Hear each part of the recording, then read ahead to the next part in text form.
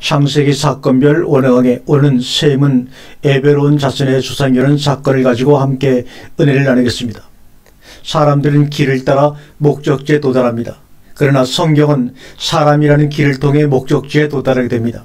고로 완성에 이르는 길이 누구냐는 것이 중요합니다. 주님은 단호하게 내가 곧 길이오라고 말씀하셨습니다. 어떤 길이냐면 나로 말미암지 않고는 아버지께로 올 자가 없는 그 길이십니다. 그런데 그 길은 여러 사람을 통해 이루어져 있습니다. 아버지께로 오게 하는 여러 사람이 점점이 되어 이어져 선이 되고 길이 됩니다.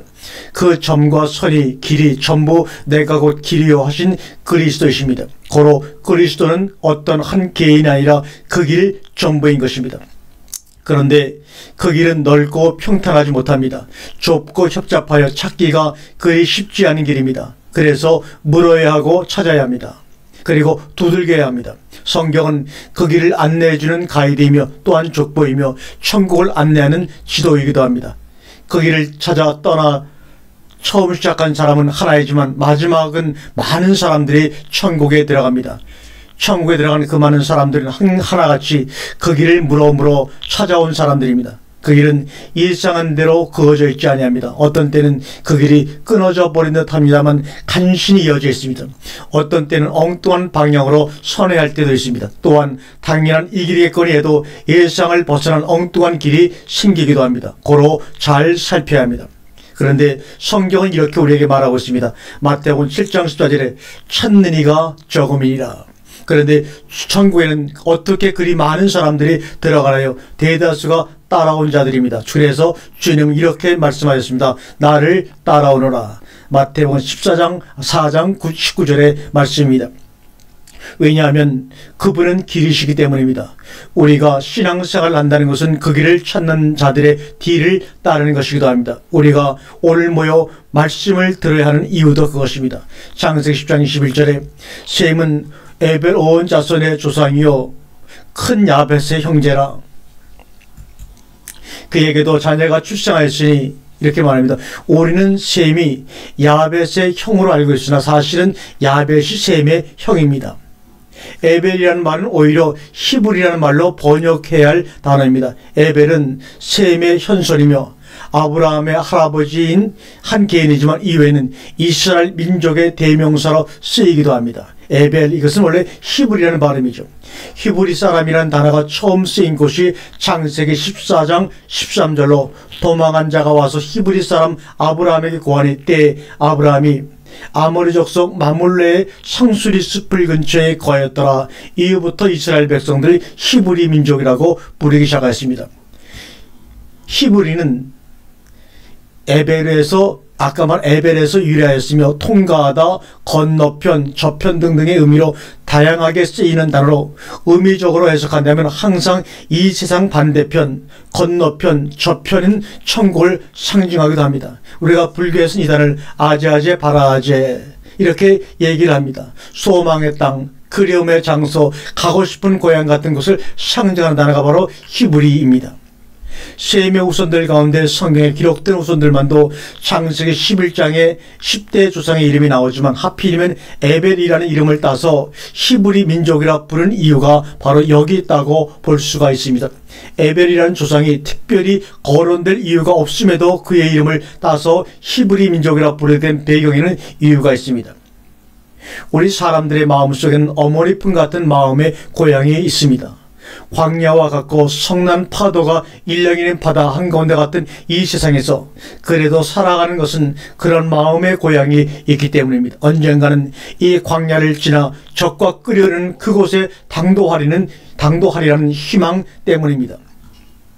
모든 사람들의 마음엔 그곳이 있다면 그것은 실제하기 때문입니다. 이스라엘 백성들은 자신들을 히브리 민족이라 불리기를 즐겨하고 서로를 히브리 민족이라 부르기를 좋아하는 이유는 자기들은 언젠간 모두 다 그곳에 당도하게 된다는 것입니다. 시오니즘이라는 것은 그들의 지상주의도 여기에서 연유한 것이라고 볼 수가 있습니다. 그러면 셈의 아들들은 창세기 10장 22절을 보겠습니다. 셈의 아들들은 에람과 아스루와 아르바삭과 룻과 아람이요. 셈의 장자는 에람입니다.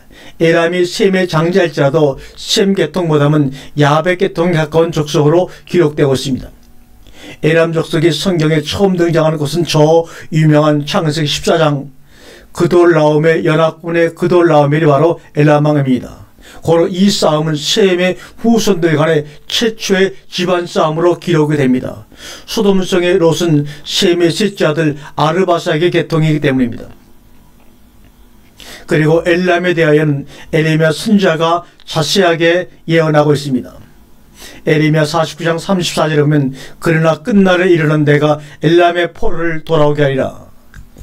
여호와의 말이라고 말합니다. 둘째 아들 아스리에 대하여는 우리가 익히 들어 알고 있는 유명한 민족입니다. 기록에 의하면 이 민족은 주전 1110년부터 600년까지 이스라엘 민족이 가나안 땅을 정복하고 왕국을 건설하여 창성하여 가다가 범죄함으로 나라가 둘로 나뉘어져 쇠퇴하고 멸망함으로 포로로 잡혀가기까지 중동 지역의 비옥한 초생딸 지역을 거의 장악하여 이스라엘 백성들의 고된 해초리 역할을 했던 민족으로 유명합니다.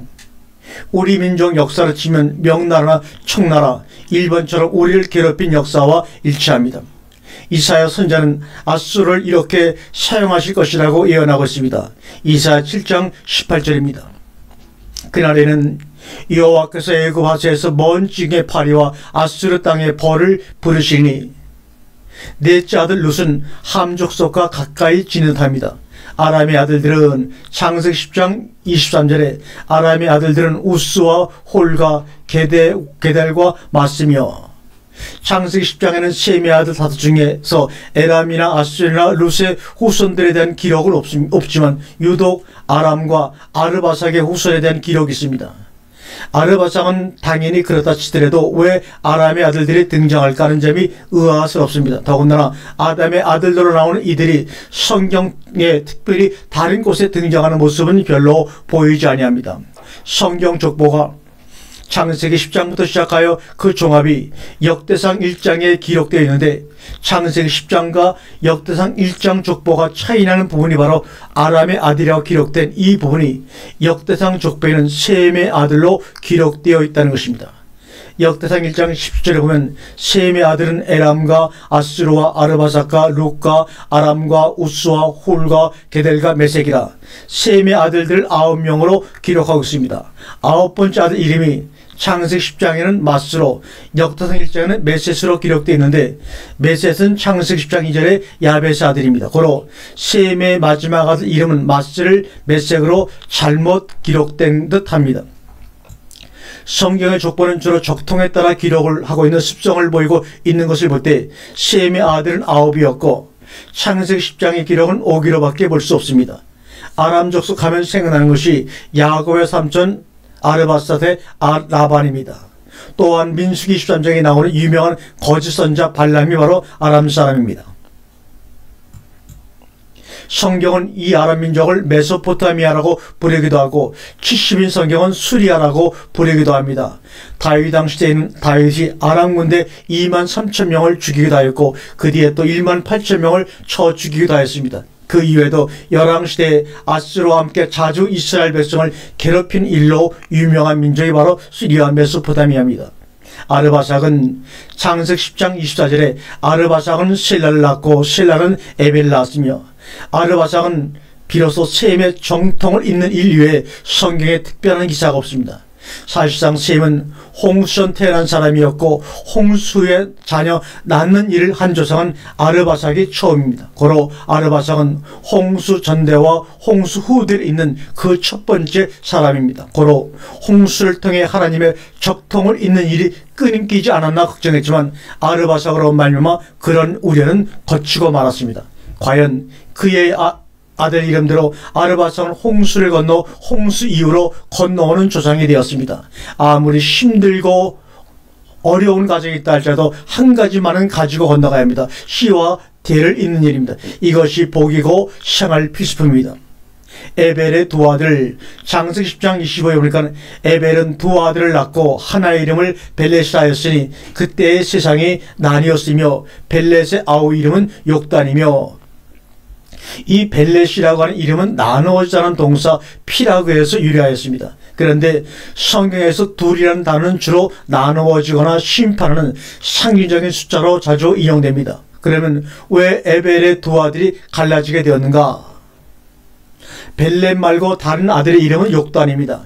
욕단이라는 카탄이라는 동사에서 유래한 고유명사인데 작다, 가치 없다는 뜻을 가진 동사로 이 동사를 사용하는 구절 중에 이런 말씀이 있습니다. 창세기 32장 10절에 나는 주께서 주의 종에게 베푸신 모든 은총과 모든 지리를 조금이라도 감당할 수 없사오나 카탄 내가 이 지팡이만 가지고 이 요단을 건넜더니 지금은 두 때나 이루었나이다. 이 대목을 지적하면 나는 지극히 적은 자라 카탄이라, 한마디로 말하면 감당할 수 없는 지극히 적은 자와 나누어진 것입니다. 믿음이란 내가 하는 것이 아닙니다. 하나님이 하시는 것입니다. 하나님의 하심을 믿는 것이며 그 결과를 믿음으로 받는 것입니다. 욕단의 아들들은 창세기 10장 26절에 욕단은 알모낙 달과 세렉과 하살마엘과 에라와 하도람과 우살과 디글라와 오발과 아비마엘과 스바와 요빌과 하윌라와 욥밥을 낳았으니 이들은 다 욕단의 아들이며 욕단은 아들을 13명이나 낳았습니다. 아들이 야곱보다 많고 창세기 10장 족장들 중에 가장 많은 아들을 둔 다복한 가정이지만 그는 자식만 많이 낳은 홍부 같은 가치 없는 삶을 살았습니다. 그 아들들의 기록은 거의 없고 다만 성경의 욕단의 아들 중 오빌과 하일라가 살았던 지역에 금이 많다는 기록밖에는 없습니다.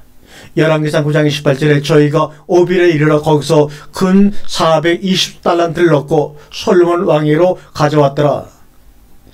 3,000세겔이 한 달란트니 35kg의 금을 가져왔다는 것입니다. 엄청난 것입니다. 또한 욕단의 아들 가운데 스바라는 이름을 가진 아들이 있으니 이는 현대로 시바의 여왕 이야기로 유명한 열왕기상 10장의 주인공입니다. 주님은 이를 남방 여왕이라고 인용하실 적도 있을 정도로 유명한 사람이며 많은 금은보와 향품을 솔로몬 왕에게 바친 그도 바로 욕단의 후손들입니다. 세상적인 부여와 하늘의 부여는 일치할 수가 없습니다. 왜냐하면 그 평가와 가치성이 다르기 때문입니다. 욕단의 아들들은 한마디로 세상의 졸부들이었습니다. 세상적 재물로 만족하며 사는 자들로 다 욕단의 후손들입니다. 이때부터 나누어지는 역사가 시작됩니다. 성경적인 나눔은 구별을 위해 불가피한 일입니다. 속됨과 거룩, 세상 재물과 하늘의 보화, 영생과 멸망, 복과 저주를 가리기 위해 피할 수 없는 나누임의 심판입니다. 그래서 롯은 아브라함을 떠났고 야곱과 에서는 복중에서부터 나누이며 라반의 양과 야곱의 양을 나누고 남편 잃은 롯은 그래서 시어머니와 나뉠 수밖에 없었으며 땅에 남아있어야 할 엘리사와 하늘로 올라가야 할 엘리야는 나뉠 수밖에 없습니다. 아멘.